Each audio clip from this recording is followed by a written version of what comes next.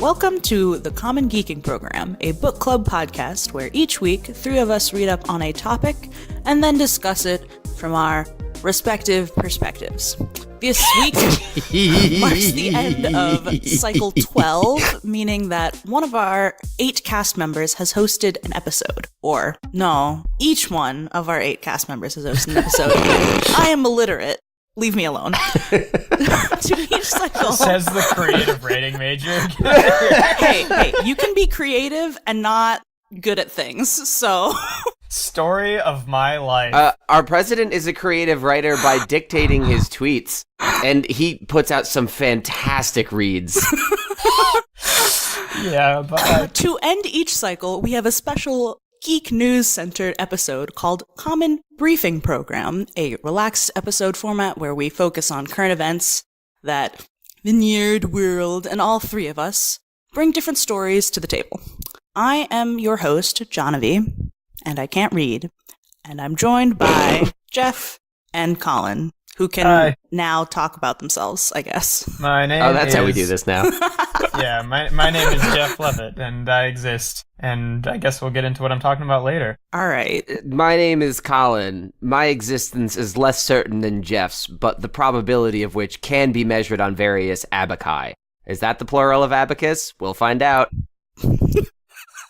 Ooh, we getting into some etymology news? New and geek news, the new plural for the word abacus. Aw, shit. Abaci. It ends in a US. I panic. I'm really curious now. I gotta look it up. Each of us will have a few minutes to mention what we think is important, impactful, or interesting in our domains. And then we'll have some open discussion before we end with our rating section, in which we will vote for our favorite story and award our a gold star or a gold something or other to our best representative. The plural is... Okay, what is it? It's abacuses. It's like octopuses. Yeah, that's fair. We did find out, though, so we lived up to the promise that I set earlier in the episode. Also, I just had a bit of a meltdown because I said U.S. and plural, and I thought United States. I'm like, how many United States do you have to be for the name of our country to just be I? And I, had a mini freak out. Colin, I'm glad you're doing okay. Jeff, I'm glad that you did not, get smushed by a car. Yeah, it was just some 16-year-old who was, looking at his phone, who was changing lanes, and didn't have his blinker on, and he just went right into us. Well, so I hope he doesn't do that in the future. Same. I think it's a good tone setter because this episode already feels a bit like a car crash, so art imitating life, perhaps? Oh, this is art now? Okay. Jahnavi's like, maybe, but art is kind of a strong word for what we do here. Listen, I can't read and I'm a creative writer, but art is pushing it.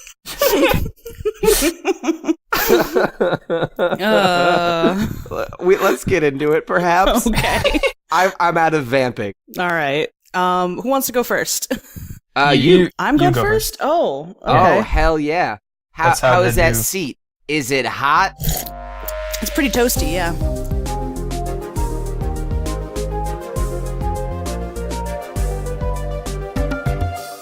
Something that I thought was pretty cool is that there is an anime called Mob Psycho 100. Has what? It's about this sweet, socially awkward middle school dude, but he has really advanced psychic powers he can use to defeat demons and stuff and move objects around. And, he's just kind of struggling with growing up things as well as fighting demons and stuff occasionally. And, it was well received, pretty popular. Story but anyway, of my life. Season 2 was finally announced. There's going to be a premiere release in theaters on January 5th. And that's pretty cool. When was season 1 from? I think season 1 is a couple years old at this point. I don't remember offhand, but people have been They're waiting. on that Sherlock flow. Yeah, we've been waiting on season 2, and it is here. Was the first season well received? Has season 2 been in the balance? The first season was quite well received. People who, Yeah. Yeah. I'm sorry, I got distracted. Yeah, I was about to say, I've never seen you really lose focus quite that abruptly. I'm having a day. I consider you one of the more composed members of this program, and that was disheartening. No, I'm very sorry. But yes, season one was quite well received. And fans have been kind of waiting. Season 2 was announced like before, so this probably isn't super new to people who have been following this, but I wanted to bring it up because I'm excited to go see the premiere in theaters. That's pretty cool. Yeah, that's cool that they're doing it in theaters. Is it like just a normal anime thing, or is it like exclusive to some streaming service? Or Oh no, like it's I don't think it's exclusive to a streaming service necessarily. like where do you watch it? Like I just on Crunchyroll. Oh, okay. Yeah. I don't know a lot about where else you could watch it if you wanted to, but it's going to be a good time. So, Jahnavi, the last episode I was on with you, we discussed a pseudo anime and my feelings about anime in general. Mm-hmm. So, with that in mind, could you pitch this show to me? An anti-anime. What's the opposite of enthusiast? A hater? Asshole? I was hoping for something a little more pedantic than that.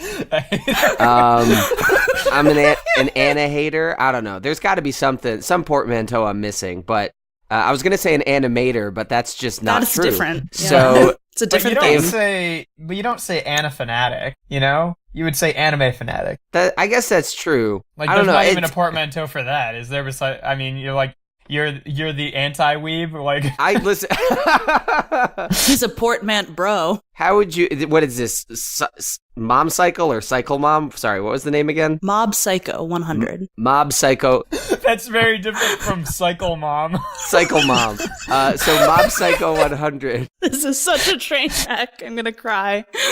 I had Well, it. just like that doesn't yeah. sound anything like the mother of all motorcycles. I was actually picturing someone in high-waisted leggings on an elliptical. So, Okay. so how would you pitch Mob Psycho 100 to me, the anti-weeb of this program, Well, and eventually persuade me to buy a body pillow with image of the character upon? I don't know if anyone wants that. do you identify with feeling awkward? Yes. Oh my God. Have you What? been Yes. Have you been viscerally frustrated by being like feeling alone or alienated before? Perhaps not alone and alien. I actually relish in being alone much of the time, Mm-hmm. but when I am in social settings, I am often overwhelmed by my lack of capacity to interact with other people in meaningful ways. So what Colin said was, "Can you pitch this anime to me?" And what Jahnavi interpreted was, it's time to psychoanalyze Colin to get at the core of why this anime might interest him. So It's an effective tactic. So these feelings of, hey, I'm not sure how to, like, I'm not always comfortable having a meaningful engagement with other people in social environments. What if you also had to fight demons? And I've felt very awkward and stuff before, having some social and psychological growing pains.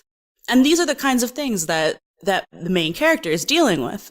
But it's in the context and the frame of, like, sweet psychic power nonsense. And then there's a lot of humor in the show also that kind of just like, haha, we can laugh at ourselves and the state of our human nonsense. And we can also Snap. we can also snap our fingers. We can and we can also resolve the things that we're feeling in ways that aren't always like, aw man, this isn't the easier solution that I was hoping for, but it's the one that we have, and this is how we solve these kinds of problems that we're having internally and improve our lives. So it manages to merge these more meaningful subjects with, like, entertaining content matter. Now, Colin, I know from last time we were on an episode together that you had a lot of problems just with, like, visual peculiarities of the anime genre. It is a big part of my issue with the medium. However, if you were to focus on just a lot of the particular frames that are really cool, or just particular moments that people really like about anime, like, oh man, that is a very ridiculous face that people are making. Or like, oh man, like that was like a really badass like shot right there. I think if you were to gravitate towards some of those moments, you might find ways to like tolerate anime harder. So you think I should be reading the manga? I'm not qualified to tell you if you should read manga or not, dude. No, that's fair. I mean, when watching Castlevania, for a lot of it, it was just me not really enjoying looking at the screen. Okay, but Castlevania is kind of gross looking, in my honest opinion. Oh yeah, well yeah, it's also a pseudo anime, much in the vein of again Avatar: The Last Airbender. Mm-hmm. You like that, right? I like Avatar: The Last Airbender quite a lot, but it is less conventionally anime in its styling than Castlevania perhaps is. But Castlevania was also like in English first, voiced by actors I really liked and written in ways I liked, so it was easier for me to listen to while I did other things. I'm curious if the presentation of Mom Cycle is perhaps similarly palatable. Colin. Okay. I mean, it's not, Basically, sub versus dub, I guess, is the argument I'm trying to instigate here. No. Okay, in this case, do you have a preference for one or the other if you have viewed it in one way or the other, or both? I've only seen subbed. I have not seen the dub. I cannot comment on the quality of the dub. Are you a subber? I am a subber, but I do like read kind of fast, despite the fact that I can't read. But yeah.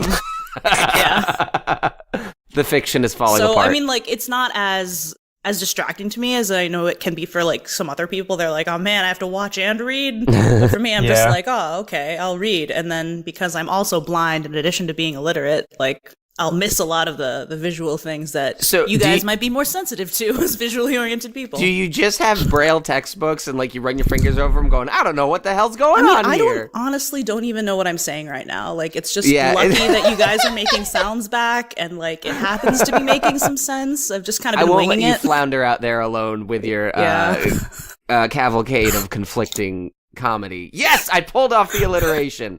I'm done. I did what I needed to do. I'm so proud of you. I have a question. I wanted to know if I had time for it. Okay, we'll answer this real quick, and then we should probably move on. We've gotten a lot of mileage out of this mommer cycle. Like something. I mean, you said that the main character is kind of like a sweet nerdy guy, right? Is he like actually like a sweet nerdy guy, or is he sort of like the kind of nice guy trope who are actually like low key kind of creeps? He's not even that nerdy.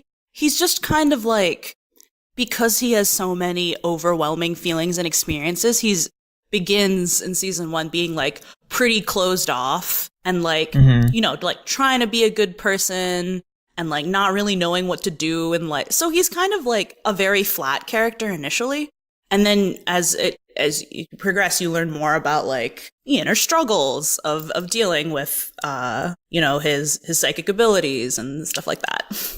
Neato. Well, thank you for sharing. I am trying to be more open-minded about these genres, which I do not patronize. I know I'm still a little curmudgeon-y about it, but like, I gave Castlevania a 4 out of 5, and a friend of mine took me to see like a classic anime movie in theaters, and I was like, I'll do it, and I'm trying, so thank you. How'd you like it? What was it? It was called Perfect Blue. It was a little weird. Oh. Again, like, I enjoyed some of the content of the story, but hey, Colin, do you like Miyazaki movies? I have never seen a Miyazaki film. What? They're so pretty. You should. I'm gonna make you watch one for an episode of this podcast at some point eventually. That's Jeff, my goal. do you think Colin would like The Tale of Princess Kaguya? I think that one would be it'd be a bit much for him. Than a harder sell. Yeah, like that's like, you know, it's got the traditional anime things, and then it's like it's you can appreciate the art style, but it's not like pretty in the way that all of the other like Miyazaki movies are like really, really pretty and that's have true. Like an incredible attention to detail, you know? Yeah, no, I feel that. It was just like, I guess even though it was anime-ish, it wasn't the same kind of look as right. So I thought that anime. It might be different enough such that like any specifically anime related prejudice would be like tempered a lot by like, oh, this is more just like an animated other thing as opposed to like just being I would not guess that Princess Kaguya would be up Colin's particular alley, but maybe, I don't know. We just don't know. He may have more than one alley. Maybe. Star Trek and Sonic. So I had two alleys that nobody else wants to hang out in. I'm okay with Star Trek. I mean, I just can't watch Discovery because it's on. But the walking by Star service Trek I'm and being not like, yeah, that's a nice alley, and being like, I want to hang out in that alley. Those are two different things. Okay, Colin. So you complain about this a lot more, I think, frequently than I do about like being part of this fandom that you don't know enough people that are a part of. Just think how I feel. I have met exactly one other person my entire life that has been a huge Transformers fan. You at least get to encounter, like, there are communities of Star Trek and Sonic people, and you do know people, like, at work who have seen, who, like, are big Trekkies as well, right? I suppose the source of my complaints come more from the fact that I patronize fandoms that have either pretty negative stereotypes associated with them, or entire other groups of fans who live to oppress me and my community. Live to oppress. When was the last time that you ran into a horde of GoBots fans that were like, you get the hell out of here, you punk? Right, but I mean, it's pretty much just like everyone else. It's just kind of like cars that turn into robots. That's kind of dumb, you know what I mean? Really? No, I don't think I've met anybody who's like scoffed at Transformers aside from the Michael Bay stuff. Pat. Well, he's just salty about Beast Wars because he couldn't transform Cheetor. All right. Well, anyway, yeah, we can move on from there.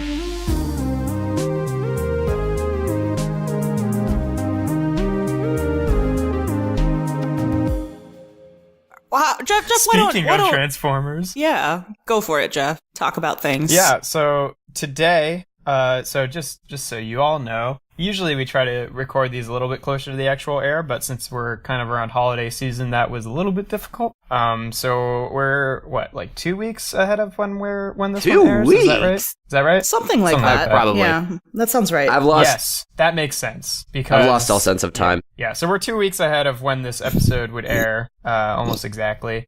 And I, last night, just saw the Bumblebee movie in theaters. I'm very excited to hear your opinions on this. Have you seen it? No, I haven't, but I want to hear your opinions because I want to see it. It was really good. I liked it. Okay, good. Best of the six? Oh, yes, 100%. Like, that's undeniable. Yeah.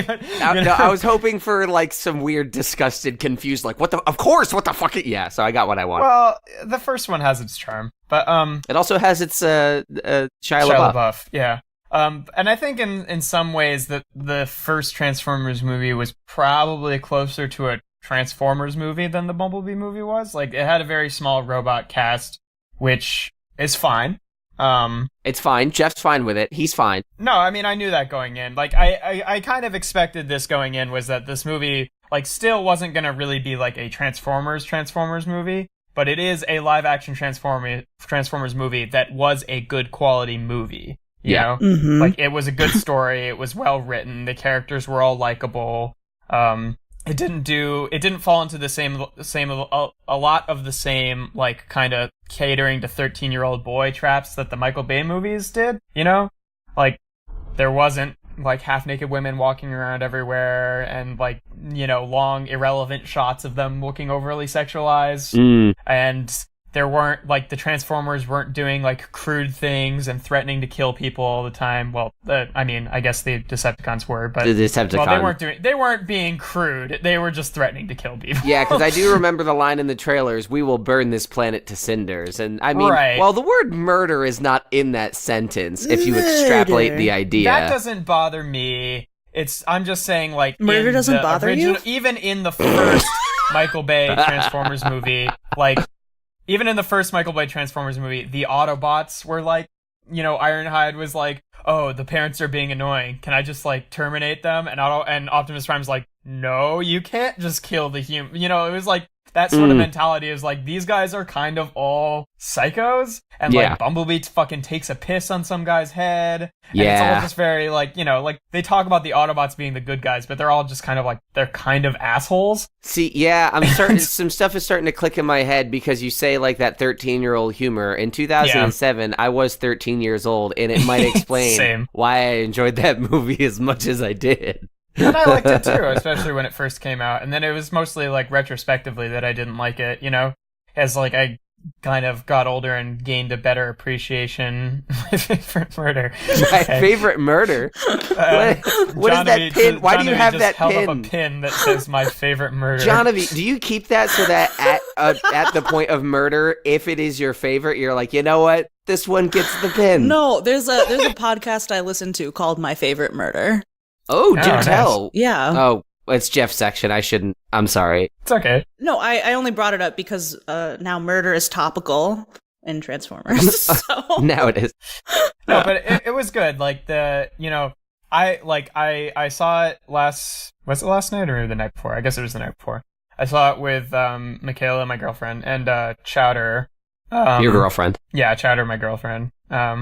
He sat in between us. We held hands across his lap. It was really cute. That didn't happen. But I'm getting so many uncomfortable images. This is no longer my favorite murder. Was he smiling at the movie or? So we were so like the first like minute and a half of the movie is on Cybertron, and I was like fucking sitting there, like, jumping up in my seat the entire time because it was really exciting. Like, every background character was a character straight out of the 1984 cast. Mm-hmm. And, like, there was this big thing when Dark of the Moon came out, the third Michael Bay movie. That was the second one. Third one.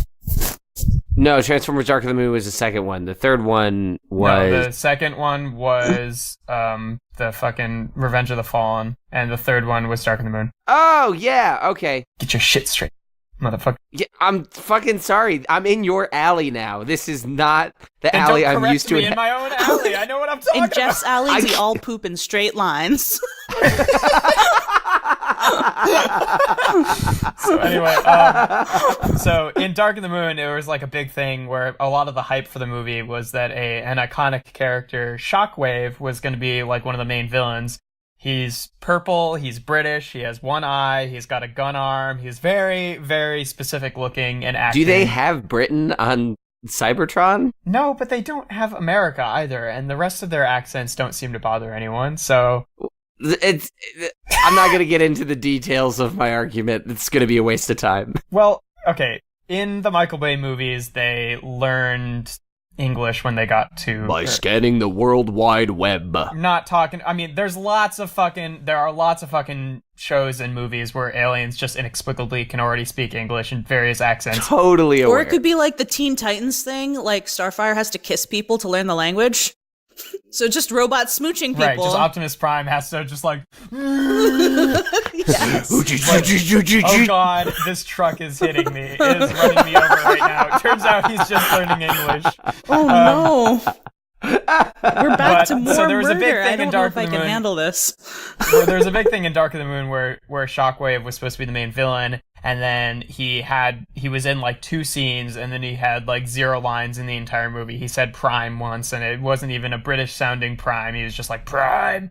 And can you tell me the difference between how Americans say Prime and how British people say Prime? Because I'm pretty sure it's kind of the same. It was just kind of growly. Okay. Yell. Anyway, because like the original Shockwave from the cartoon has like an old man British sounding voice. He's just I can't replicate it. I'm not going to try. But oh, very posh.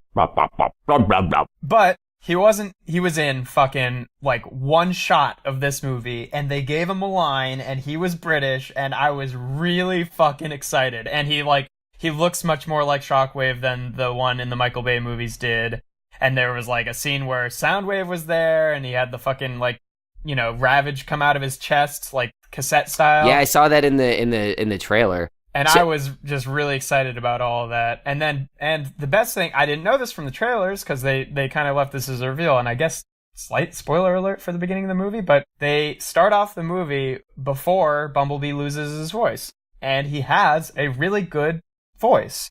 like his voice acting was really well done. He acts like the character kind of should be, and he's just a nice guy who's kind of like a plucky Autobot warrior. And then they show the scene where he gets his voice box. Plucky warrior. Yeah, well, I mean, they show the scene where he gets his voice box removed by like one of the Decepticons. But like in the beginning of the movie, he talks, and it was actually like really nice to see that, So I have a question. Since we have 2 minutes left on your section too, I want to slide in with my question. Yeah, hit me up. Which a couple episodes ago, you and I were talking with Pat about Transformers and the toys that made us, and you were mentioning your excitement over the fact that it seemed like the representation of all these iconic characters was based on their Gen 1, like mid-1980s representations. And what I saw in the trailers, like the Optimus Prime in here looks like that boxy original figure. Was that as close to the source material as you were hoping, and how did that impact your viewing experience? Well, all the kind of side characters that mostly got cameo reveals were very close to how they looked in the Generation 1 cartoon. Like, all of the Decepticons that were around in that scene and all of the Autobots were 100% recognizable as characters that I know. That's awesome. Bumblebee does not really look that much like he did in the original cartoon. Like in the original one, the front of the car is his feet, not his chest. And the hood of the car is his chest, and he also has a mouth. But like, we knew that going in, right? Like they were trying to keep it at least a little bit similar to the Michael Bay design, so that it's kind of left ambiguous as to whether this is like a soft reboot, because there are things that contradict, but there are also things that contradict in all of the Michael Bay movies that are like hard set supposed to be in the same timeline. I mean, so about 5 years ago, Paramount and Hasbro announced their intention to make this like they had at least 8 more films planned, and that was 3 films ago. Yeah. So they've been trying to turn it into a universe. I think it just took them a while to like get Michael Bay's hands off the directing bullhorn. Get away from me. And usually it bothers me when things don't kind of stay true to the universe they're supposed to be a part of, but with this movie I didn't care at all. In fact, I wanted every little bit of evidence that this was not connected to the Michael Bay universe as possible, because like those movies are kind of a train wreck, and it would be kind of, since this is a prequel story, it'd be kind of sad if we have this nice touching story and then we realize that it eventually ends up being, the plot of the Michael Bay movies. Like, that's kind of sad. I think that they are explicitly trying to make that connection, because in the first Bumblebee trailer, you hear the line from Bernie Mac selling that. It references a lot. There is like, they have Sector 7, which was a big part of the first Transformers movie, and there's like an offhand mention where John Cena's character like refers to one of the agents who's a lot younger as Simmons, who is like the main Simmons! Yeah, but there are also things that contradict. Like in The Last Night, they revealed that Bumblebee was like present during World War II and was like fighting. It was a whole weird thing, which I think was originally supposed to set up the Bumblebee movie, but then maybe plans changed and they had it set in the 80s instead. But like that is not like in this movie. Maybe they're gonna do a Star Trek 2009 thing where they do a soft reboot in canon. In this movie, that was the first time that Bumblebee had been to Earth. Yeah, and that was pretty clear. Yeah, cool. I think that it was purposefully left ambiguous as to whether or not it connects, because at the end of the movie, he does take on like the Camaro that he was in the start of the first movie. So it's like, but also Optimus Prime is on Earth. And Optimus Prime was not on Earth at the beginning of the first movie. Yep. All right. And there's no mention of the Allspark or anything like that. So it's like, it's left ambiguous. What was your original question to that?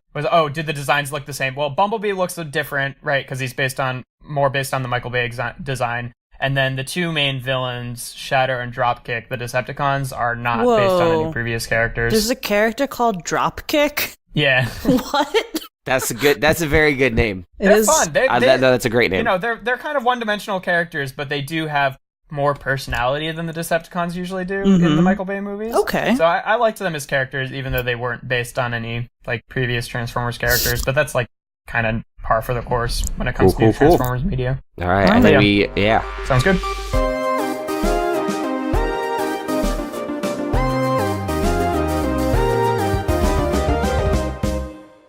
Shall we move on to Colin? Cool. Colin? You've changed his name now? Yeah. Jeff is an executive producer of this program, and unfortunately, he can change my name at will. But I'm also an executive producer of this program. So Jeff's name is Fart Tickle. And we're going to move on with that. Oh, I thought we were just going to... Wait, I thought that was... But Pat is Tickle Shits. Well, I mean, he was called that by a fan who is not an executive producer of this program. Be Fart Tickle and Tickle Shits. Okay. Then Stink Touch. Oh, no. Stink Touch is close to Fart Tickle, but far from Tickle Shit. I'm okay with Stink Touch. Mr. Stink Touch, the beard wielder. Now, we are going to talk about another film that opened recently with a 98% on Rotten Tomatoes, but is not Bumblebee. First thing I'm talking about, and I got a couple small things I want to chickadee chat about. I saw a film called Spider-Man Into the Spider-Verse. Oh, really? I thought it had 100 on Rotten Tomatoes. They were both at a 98 last I looked. Okay. These numbers may not be true at the time of this airing. So, have either of you seen... I have not seen it yet. All right. On all of the movies that I had to see this over the break, that is second on my list, second to Bumblebee. I assumed that Bumblebee would be at the top. Yeah, so, I think that objectively Spider-Verse will be a more enjoyable movie, but, I can't not. You have loyalties. So, yeah. Spider-Man Into the Spider-Verse. Spider-Man Into the Spider-Verse. I'm just going to start with my opinions, because this is not a normal episode of this podcast. Mm-hmm. I fucking loved it. It is easily my favorite Spider-Man movie. It might be... Are we thinking maybe nomination for Best Animated Picture? I'm certainly hoping so, not just because of its unique and gorgeous style, which I did some reading about, and it's really interesting the amount of work that went into getting this sort of comic book look to the film. Mm-hmm. But beyond that, I felt more compelled and entertained than I have by any Pixar movie, maybe since Inside Out. Pixar kind of went downhill after Toy Story 3, rather. And that's not to talk shit about Pixar. I loved Inside Out. I love Coco. Oh yeah, Coco's really good. Ralph Breaks the Internet came out recently. I saw that, and that was a good movie. But Into the Spider-Verse, from start to finish, I was much more compelled. There wasn't a single moment of the movie where I was bored. I just always wanted to see what was next. I enjoyed the aesthetic. I enjoyed the voice performances. I enjoyed the story. I think that it's been a long time since I've seen a movie that kept me this riveted throughout. The previous was probably Infinity War, but that was for very different emotionally compromising reasons. Right, and Infinity War had a lot of exposition allowed to it before. Yeah, yeah, it was a totally different situation. So the basic premise of Into the Spider-Verse, for those who may not know, is it is an animated Spider-Man film following the ultimate Spider-Man of Miles Morales, a half-black, half-Latino, Brooklyn native high schooler who becomes the Spider-Man of his universe. The conflict is that you can probably recognize him in the trailers. Kingpin, the villain Kingpin, it has some weird particle accelerator nonsense machine that is causing the universes to overlap.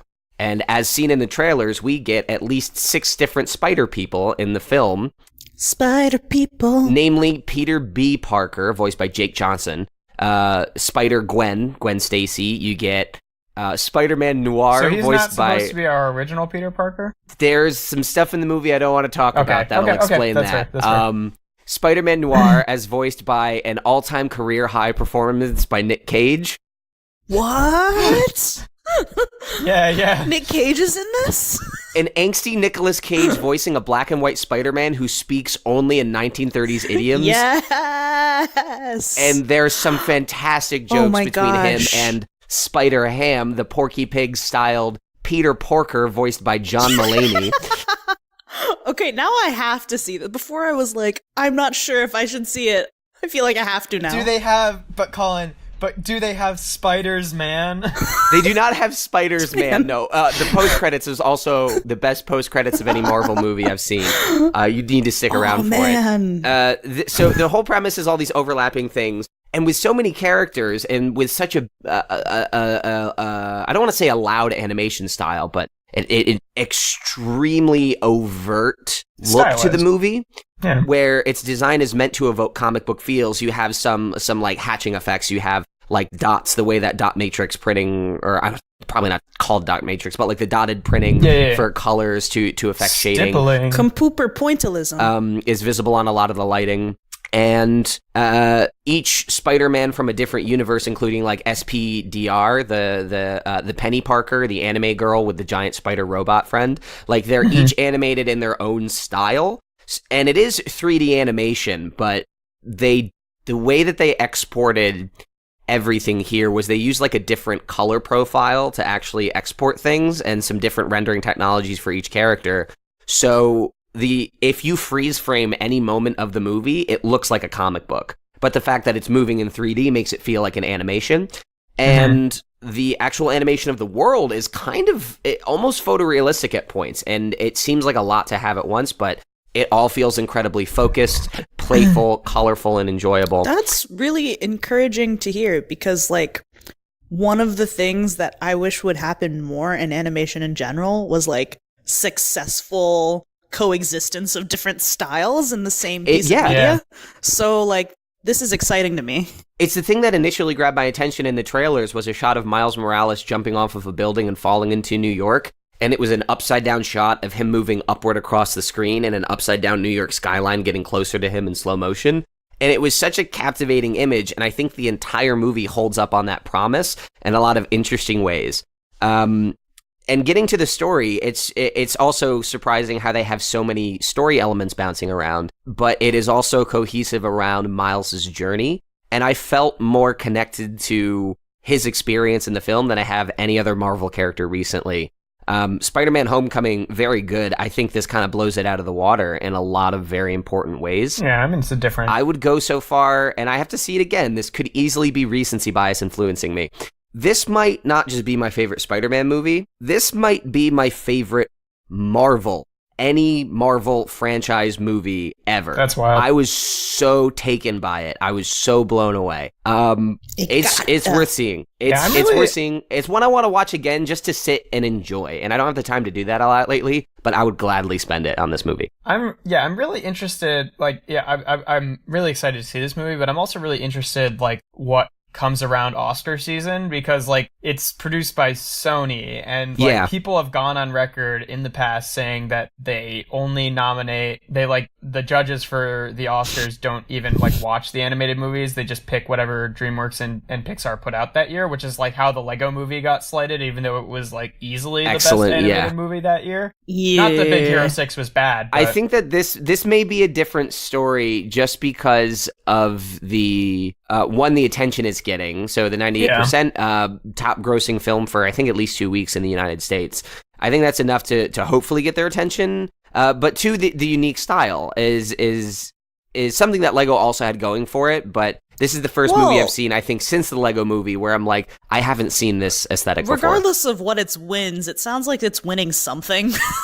Whether or not it's... Yeah, it's even if it's not an Oscar. But I'm just saying, this is going to be interesting in tandem with the eventual controversy over whether or not Black Panther is nominated for Best Picture, because they like barely ever give any credits to superhero movies, and this is like the first one that's like... I think they're trying to introduce a new category specifically for blockbusters. They were, and then people had so much backlash towards that kind of cop-out answer that they decided that they weren't doing it. So I'm interested to see how they'll handle it. Yeah. It's not the only thing I wanted to talk about very briefly. I was thinking Smash Bros. Jeff, I know you've been playing Smash Bros, but I think that might need its own episode for us to really sink our teeth into that. So to be continued. It's fun. I like it. I like it quite a bit. But honestly, like it's about what you'd expect. You know, like there was more newsworthy stuff in the lead up to Smash Brothers. Now that's true. Now it's actually released. You know. Yep. What else? Very soon we're getting season 2 of Star Trek Discovery, but right now we're in the middle of what they're calling short treks. So they are giving us 4 15-minute shorts of extremely high production value in the lead up to the season. Kind of little side stories in a more typical original series Trek vibe, where it's just like, hey, here's a little story or parable or morality play or just character investigation. That's neat. And we have 3 of those so far. The next one is going to be starring and directed by Rainn Wilson of The Office fame, who played Harry Mudd in season 1 of Discovery, and he's so deliciously fun to watch in that show. but he's got his own 15-minute short coming up soon. But we've had shorts that one investigates one of the main characters, Saru, in his homeworld, because he mentions, like, hey, my planet is it has a binary food chain where you are either predator or prey, and I am the prey, and I'm so lucky to have gotten off that fucking planet. And we get a little 15-minute video that just kind of shows how he got off the planet, and it makes you respect his character a lot more. We got another one set 1,000 years in the future of this guy who, like, sort of falls in love with an AI on his ship. Not quite her style, but in a really fun, cutesy sort of way. And the first one was just like an escaped alien infiltrates the ship, and one of the people has to, like, help her off, and she turns out to have this crazy backstory.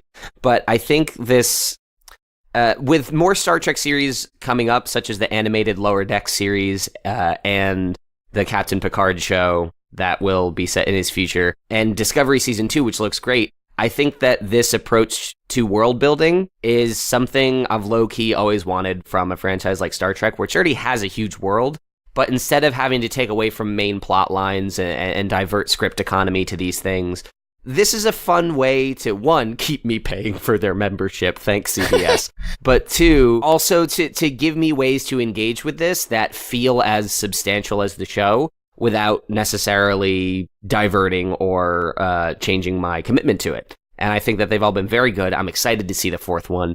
But for anybody who, like, is interested in Star Trek, this new series is great, and these 4 videos are the kind of things I want to see in the future. It's very good stuff. Neato. Thanks for sharing. No problem. I think that is the end of my section. Okay. So, goodbye. I'm having trouble with the improvisation this time. That's okay. I just have trouble in general.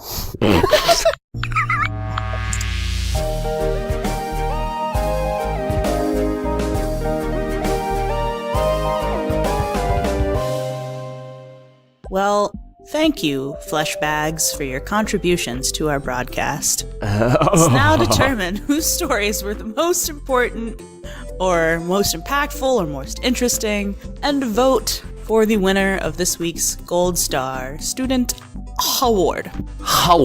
I'll start because I'm pushy. Should we decide on what the award will be before we go around the horn? Oh, that's a good point. How about the high-waisted legging elliptical lady? Oh no. Yes. No. The mom cycle. The golden mom cycle. There's too many objects in that image.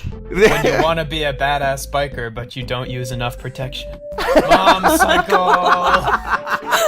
I think we need. I would watch that show though. Or Mom Cycle can just be the title of the episode. That's fair. I was gonna lobby for that if nothing else. Oh man. Okay. Well, how about we can go with a cycle. We can go with a cycle, a gold cycle. Gold cycle it is. So Jahnavi, what are your opinions on this? On who I'm gonna vote for? Yeah. Like, whose stories did you enjoy more? Oh. And why? And why would you vote for them? All right. Well, I'm gonna vote for Colin because I enjoyed hearing about your Into the Spider-Verse. Enter the Spider-Man. Enter the Sandman? That's kind of what I was thinking, Yeah, apparently. Okay, I understand now, but not too hard. I understand just the right amount. Enough to proceed. I'm not confused enough to interrogate. Oh man, yeah. So I thought you were pretty articulate when you were talking about like what was so good about it, and I was persuaded from being like, maybe I'll probably go see it, but then I'll probably flake out because I'm substandard. But then I was like, oh no, now I do have to go see it for realsies. So you've convinced me. Excellent. So that's why you got my verbal validation. That is, I am excited to hear that I have persuaded somebody on something, finally. It's been years, and I've made an impact. I can retire now, happy and alone. Yeah, I mean, unfortunately for me, I think I am also of the same mind. I think that Colin, yeah, I'm most interested about Into the Spider-Verse. Not even just like seeing it, but I'm not that I wasn't the one who brought this up, but I'm really interested to see how it causes some Oscar drama if it does. But it just looks like a really fun movie, and Jeff in it for the bound to tea. shake some walls. Yeah, so. I think you're gonna laugh out loud more at this movie than maybe any other Marvel film. Like, no question. Yeah, it looks like a lot of fun in pretty much every regard. So. Chris Pine is in it. I didn't realize that until after, but Chris Pine does such a good job. Yeah. Anyway.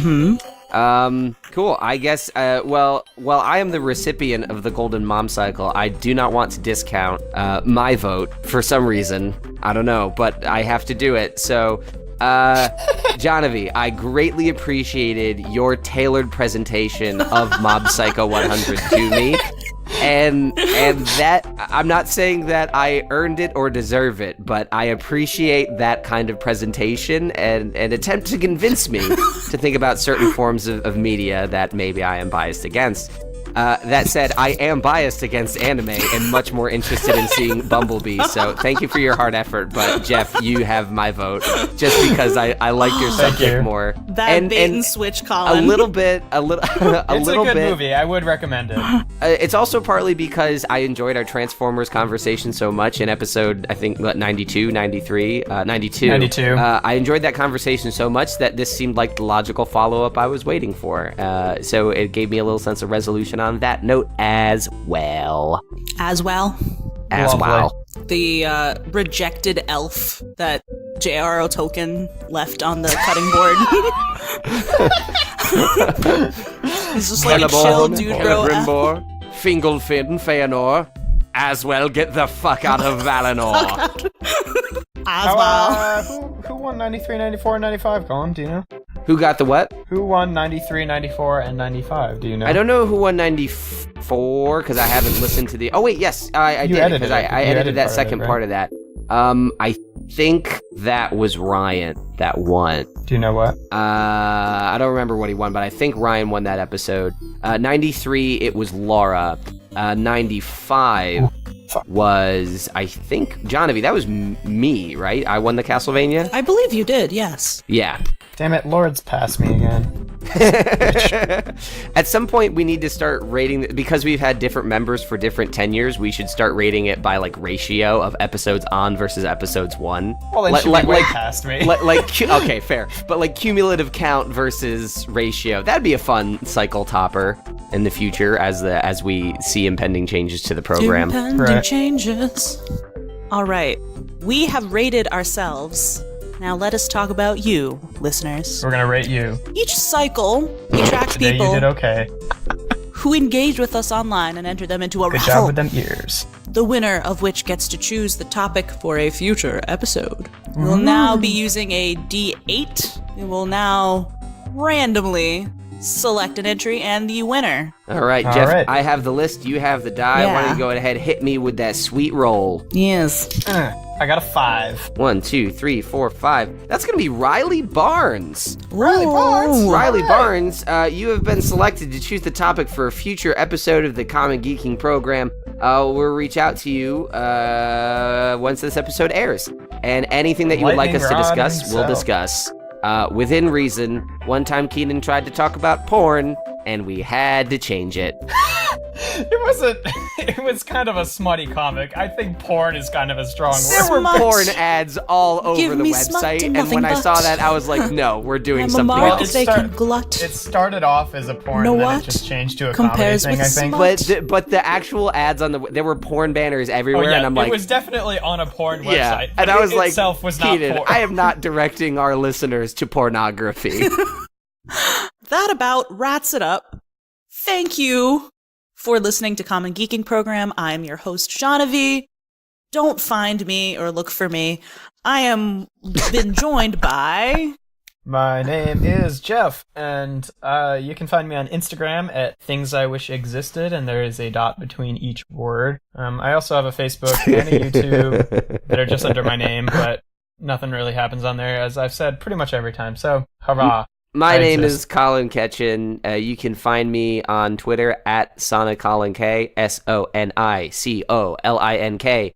And I'm probably going to be trying to spend a little more time on Twitter as time goes forward. I look forward to engaging with fellows and peoples out there. Just the fellows, though, not the ladies. Colin doesn't like talking to the females. I say fellows as a gender-neutral term, like fellowship.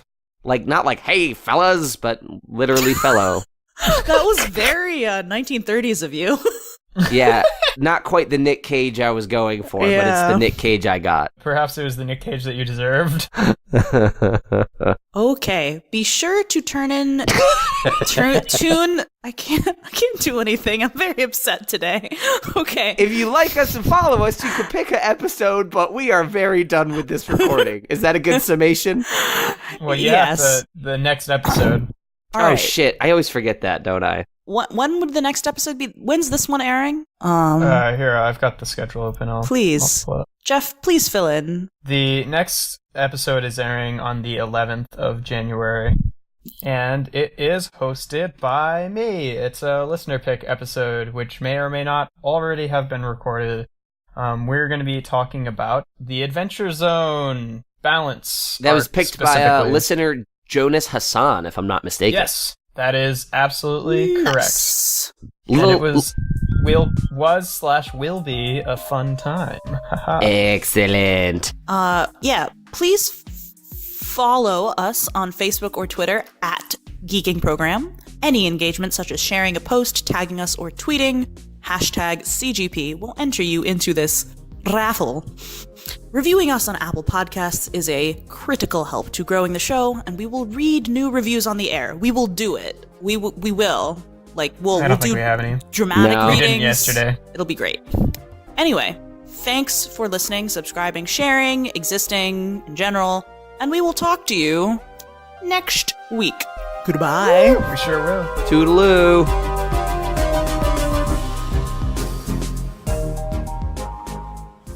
This episode of the Common Geeking Program is hosted by Jahnavi Iyer, joined by the representatives Jeff Leavitt and Colin Ketchen.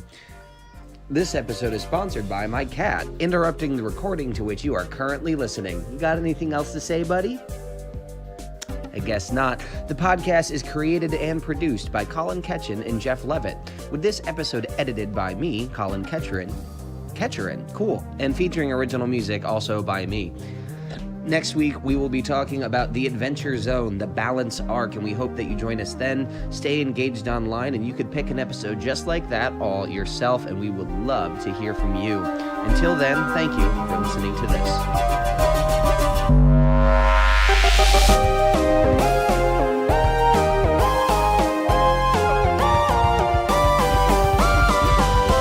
But the actual ads there were porn banners everywhere, and I'm like, it was definitely on a porn website, but it itself was not porn. And I was like, Keenan, I am not directing our listeners to pornography. Here at Mom Cycle Studios, we have class. See, now you've just given Riley a challenge, though. He has to find something that's just unacceptable. Well, it could have been educational, like infinitely approaching porn, but never reaching. Like there was that time that the Supreme Court of the United States tried to ban like smut and stuff, and then because of free speech, they couldn't do it. Yeah. So like you could have talked about that. There's ways to talk about porn in an educational way. It was more like, hey, listeners, I'm not trying to put a virus on your computer. That's fair. I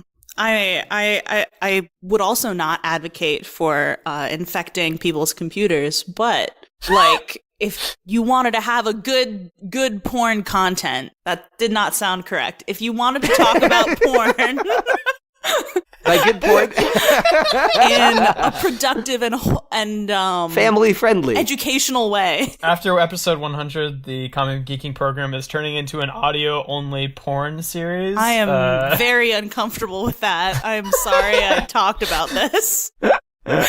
You didn't know what you were signing up for. No actual sex, but going to be a lot of vocal improvisation. It's mostly a practice to create random scenarios that simulate the experience of accidentally playing porn on a Bluetooth speaker in the other room. How can you make an audio podcast sound as much like porn as possible without using sounds from any real humans having sex or otherwise. So I have like cats. you can only use no living creatures.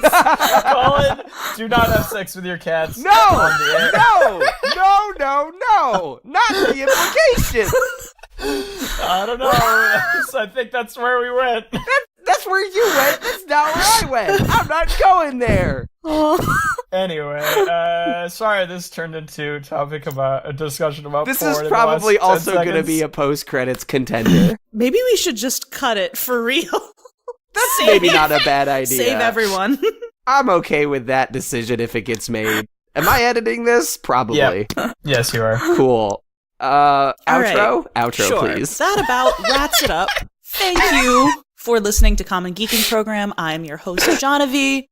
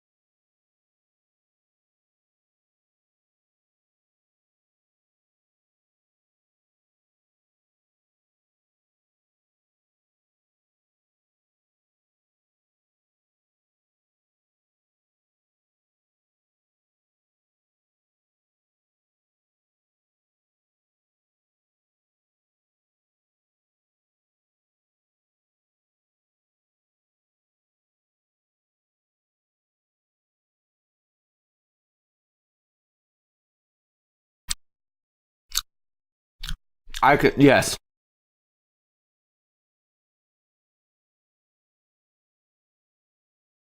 Interesting. Well done.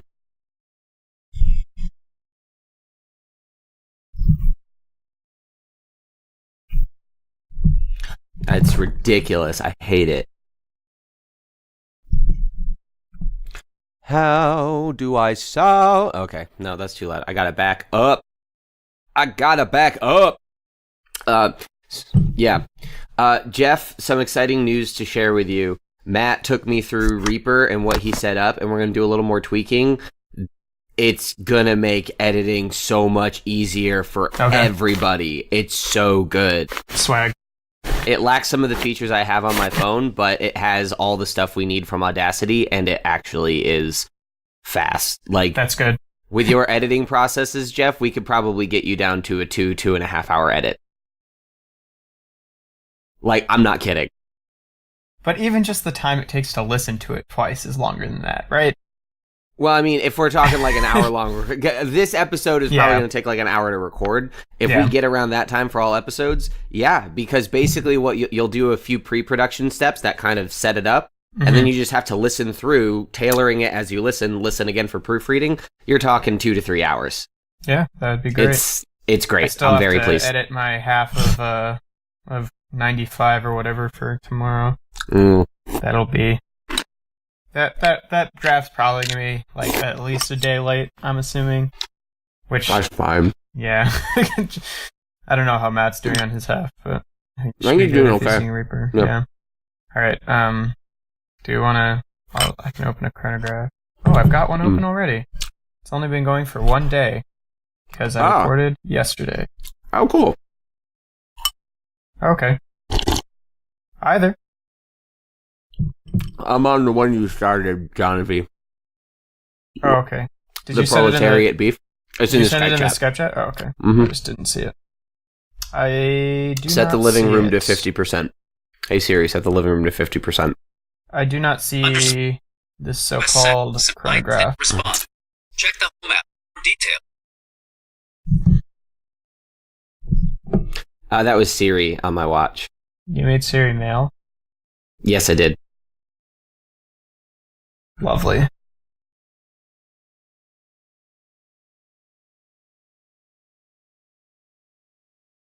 That's fair. Yeah. I'm also thinking, Jeff, for the sake Wait, of did you start organization. this chronograph like an hour ago? Yeah. Mm-hmm. That's funny. Sorry, what were you saying, Colin? Mm-hmm.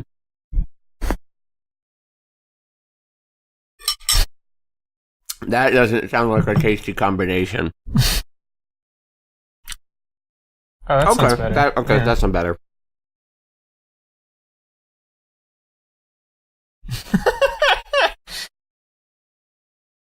It would be odd. It's not like the worst, most unheard of thing in the world, though. I mean, I guess I've never heard of it, but it doesn't sound as unheard of as like, you know, something. It's like not you're not like fucking dipping sushi in milk or some weird shit like that, you know. Jesus Christ. Raw fish, but hot milk. Gross. I made a pot of Kool-Aid. You don't make a pot of Kool-Aid.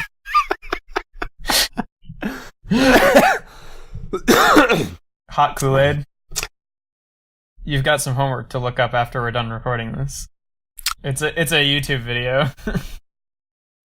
I did this for you! It's a classic. Do we want to clap sync at some point? Yes. Yeah, okay. I started to record. Hold on, I gotta put my milk down. Oh, snap! Okay. Alright. Chronograph. Just want to go like at 7:10? Yeah, we can do that. That's 6 whole hours from now. You're right. My bad. I'm just gonna wait here, waiting to clap. I almost missed it because I made that joke. I forgot to be like watching the seconds, and I looked up and it was like 8 seconds. I was like, oh right, that's a thing. That'd be fun for the editor to hear recording as Jahnavi and I are clapping madly and you're just sitting there chuckling pedantically to yourself. Is that a pedantic chuckle? I think that's more manic, personally. It sounds manic to us, but perhaps that is Jeff's expression of pedantry. I wasn't giving the example. I was just laughing at the joke that Colin made. I just think that it was a real world example. All right, let's get into this so that Let's do it. Yes. Hey, Jahnavi, have you done a common briefing program before? No. Or like been in one? I have not. Have you been in one? No. Oh, okay. That's exciting. Yes. So the way it's going to work is we don't introduce our topics and domains unless we want to. Mm-hmm. We're each just going to get a 10-minute section where we discuss our own shit, and then we go to ratings, and that's it. Okay. Sounds super simple. Sounds cool. Yeah, so it's basically like, you do the reads, but it's mostly a hostless affair. Okay. Neat. All right, let's go.